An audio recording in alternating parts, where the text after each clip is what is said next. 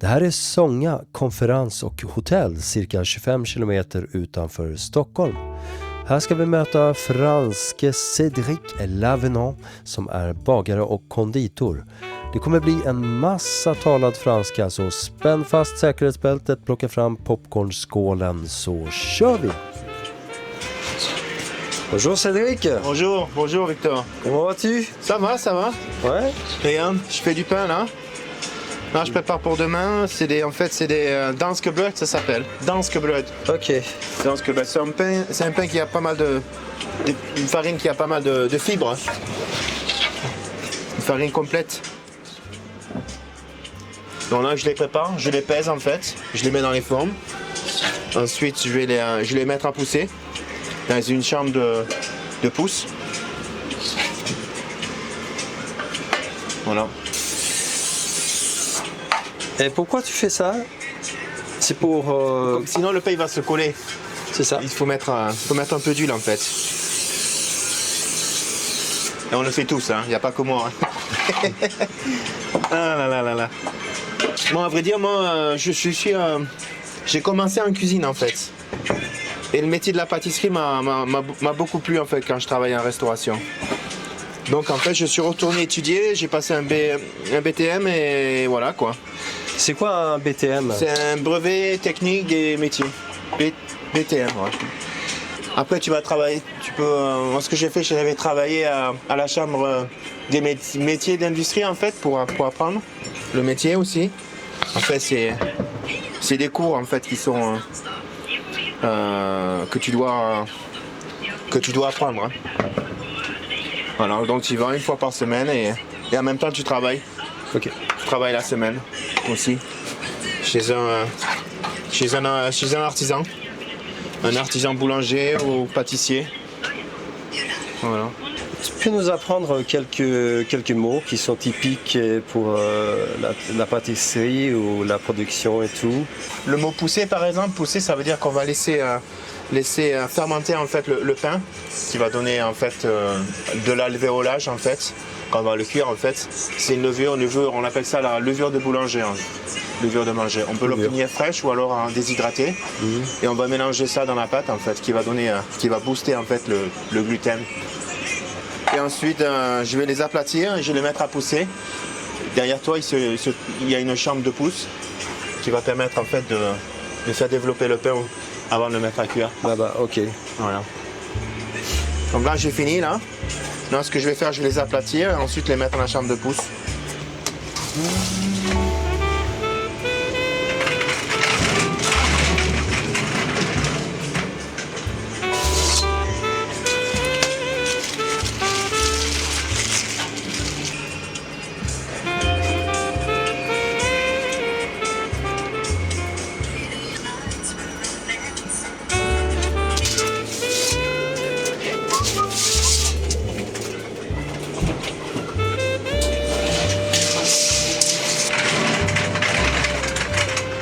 Comme ça, bon on va continuer alors.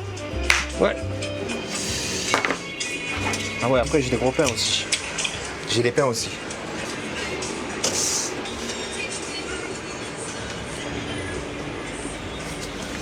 Et je les mets au frigo, voilà. Voilà. 5 minutes, pas plus. Donc ça pour les tailler après ça va être un peu plus simple. Et donc là je vais finir les Danskebrød. Mais comment ça se fait que tu habites en Suède, que tu travailles ici? Mais c'est-à-dire que quand je travaillais à Montpellier, dans le sud de la France, à Montpellier, j'ai rencontré mon épouse qui étudiait le français. Et donc on s'était rencontrés on dit ça en français, on dit une boîte de nuit. Une boîte de nuit. Classique. Voilà. Et donc c'était au Rockstore à Montpellier. Et depuis, on ne s'est pas quitté. On vit toujours ensemble, voilà. On habite ensemble et on vit ici à Stenhamra. Toi, tu parles aussi suédois? Je parle aussi, oui, suédois. Bon, on va pas dire couramment, mais bon, ça va, c'est... Suffisamment. Suffisamment, oui. Qu'est-ce que tu as trouvé difficile en apprenant le suédois? En apprenant le suédois, c'est c'est le R que vous prononcez, c'est assez difficile pour moi, je trouve. Et le entre U, I, A, d'accord. yes, c'est quand même assez. Les voyelles, les sons de voyelles, ça pose toujours des problèmes. C'est la même chose pour nous, les Suédois, Ouais, quand on apprend le français. d'accord, ouais. Il y a tellement de sons différents. Ouais. Ah oui. Il y a même des prononciations, tu sais pas si de quelle façon il faut le prononcer à la fin, suivant la conjugaison aussi. Ça se ressemble aussi. Avec ces filles en fait, j'apprenais pas grand chose en fait. C'était pas. C'était quoi qui clochait? Non mais on n'allais pas, pouvait pas se. J'avais du mal à vraiment savoir de quoi ils parlaient en fait, parce que tout était en suédois. On ne pouvait pas traduire quoi que ce soit en fait. On n'avait pas un dictionnaire ou un livre qui nous permettait en fait de traduire les mots en fait. Pour moi, c'est très difficile comme ça en fait. Donc j'ai arrêté et voilà, quand j'ai appris tout seul. Aussi, tu vis avec une Suédoise? Oui, voilà, ça m'a aidé aussi, oui, ouais, de vivre avec une Suédoise. Ouais. Et vous avez des enfants? On a des enfants, on a 2 enfants, une fille et un garçon. Qui sont bilingues? Ils sont bilingues, ouais. Bilingues, ouais. Presque, on va dire, hein, mais Ok. c'est en fait le fait est que au départ les enfants n'avaient pas trop envie d'apprendre le français puisque en fait ils l'utilisaient jamais quoi. Donc c'est ça leur posait un petit, ça leur donnait pas envie d'apprendre parce que personne ne pouvait parler français avec eux. À la maison, à la maison, vous parlez français. Tu parles français avec tes enfants ou... Ouais, avec les enfants, ouais. Avec mon époux, je parle anglais ou suédois avec mon épouse. Ok. Parce qu'on avait parlé en fait, quand on s'est connus, on a commencé à se connaître, on a commencé à parler anglais ensemble, donc c'est devenu un peu une habitude en fait. Est-ce qu'elle a gardé un peu son français, son niveau ou ça... Oui, quand même, oui. Elle est assez... douée en langue, oui. Ouais. Elle aime bien, elle parle l'allemand couramment, l'espagnol un peu, le français un petit peu aussi, ça va. Elle se débrouille bien quand même. Ouais. Elle arrive pas mal à retenir quoi, les mots. Ouais. Les jolies baguettes. Ouais. 365 grammes. 365 grammes. Hein? Exact. Ah, exact, oui. C'est en fait c'est le poids de la baguette, ce que devrait peser une baguette avant cuisson. Ah, D'accord. je ne savais pas qu'il y a un poids réglementé comme ça. Ouais. Et la flûte, c'est 500 grammes. La flûte, c'est le pain, le gros pain en fait. C'est le pain. Mais qu'est-ce qu'il y a la différence entre une baguette et une flûte? Parce que si tu vas en France, si tu vas dans une boulangerie, ce sont des pains qui se vendent beaucoup, Ouais. les baguettes et les flûtes. C'est vrai, ouais. Et la flûte est plus large. La flûte est plus grosse en fait. Plus grosse. Ouais. Pas forcément plus large, mais en général c'est plus gros. Ouais. C'est une forme assez grosse en fait. Ouais. Et c'est la même pâte? C'est la même pâte, oui. C'est juste la quantité qui change en fait. D'accord. Oui. Qu'est-ce qui se passe?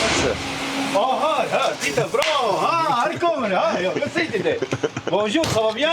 Mon Ça va ami? très bien. Voilà, très bien, mon ami, à causer. Moi je te l'ai dit qu'il va. T'as vu, il parle français lui aussi. Si. Hein? AB. Abbe. Tu te présentes? Je m'appelle Abbe, et vous par exemple, in Draguignan, 3 ans, Ah, d'accord. parce que ik go till Spanje också, jag kommer tillbaka i Sverige. Jättebra, jag jobbar diska. Nice! Impeccable. On y va, allez.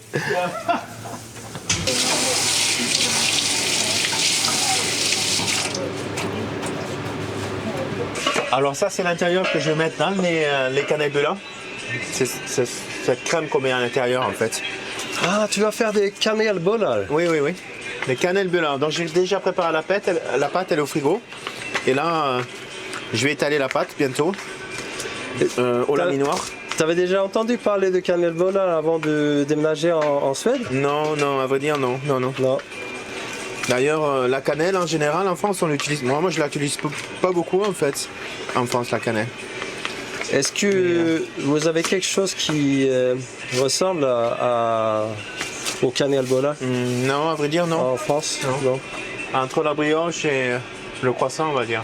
Plutôt, ça se rapproche plutôt plus du pain au lait en fait ou la brioche. Une pâte assez souple, mais en même temps, ouais, c'est bon. Hein. Moi j'aime bien la cannelle blanche. Il faut s'habituer à la cannelle. La cardamone c'est un peu plus différent parce que la cardamone, pareil, hein, on n'utilise pas beaucoup en France. Mais je trouve que c'est très bon. Ce qu'on utilise pour jouer de la batterie, on les appelle des baguettes On aussi. les appelle aussi les baguettes, ouais.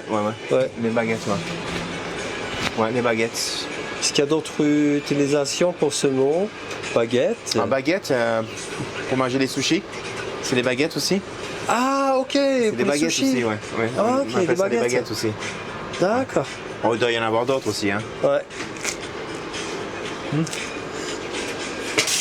Et là, c'est à la prochaine étape, c'est ça? Ouais. Les cannelles blancs en fait. On va utiliser un laminoir. Ça, c'est la machine qui s'appelle laminoir. Voilà. Donc, je vais te montrer comment on fait. Je vais juste nettoyer la table. C'est toi qui as fait le Ouais. rouleau de coca? Ouais, Ça j'ai fait ce matin. Ok, Tous les jours, goûter. j'en fais. Ouais.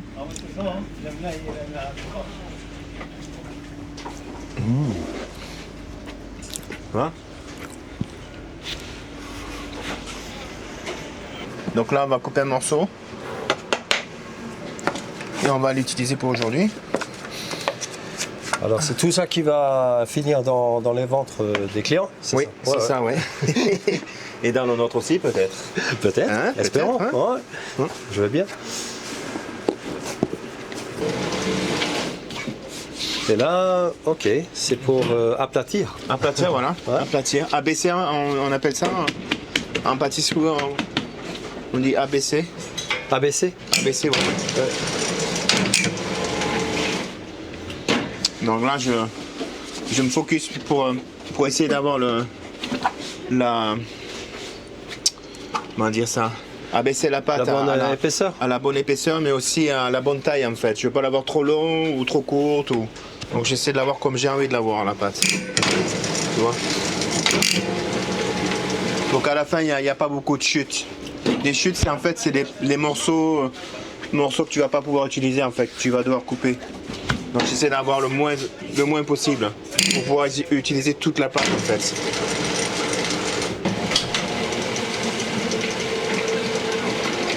Voilà, donc je vais mettre de la farine.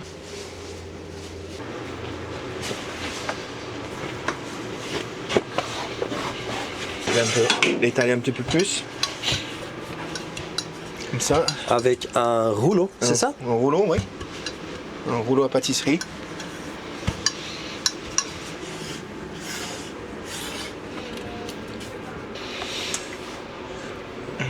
Qu'est-ce qu'il y a là-dedans? Là-dedans, en fait, il y a la cannelle, il y a du beurre, il y a la maïzena, il y a du sucre roux. Et il y a aussi, j'ai rajouté aussi on appelle ça, en fait, c'est une sorte de fromage Philadelphia. Ça ressemble beaucoup au Philadelphia. Smetta. Là, j'essaie de lui donner une forme un peu plus adéquate pour pouvoir plus facilement la couper en tranches. Là, je teste, je vois un petit peu la taille. Tu vois. Là, c'est normal, elle est un peu tendue la pâte. Là. Hein? Ça sort du laminoir, donc c'est normal, Avec cette pâte, tu pourras faire combien de cannelle beurre? Avec celle-là, je peux en faire au moins entre 125 150, ouais. Qu'est-ce qui t'a donné envie de devenir pâtissier Ben en fait, c'est ma mère, en fait. Elle était chef dans un restaurant à Toulouse et c'est elle qui m'a donné envie d'apprendre la cuisine au départ. Elle faisait très bien la cuisine à la maison, donc voilà quoi. Donc j'ai pensé à ça, je me suis dit pourquoi pas. Pourquoi pas.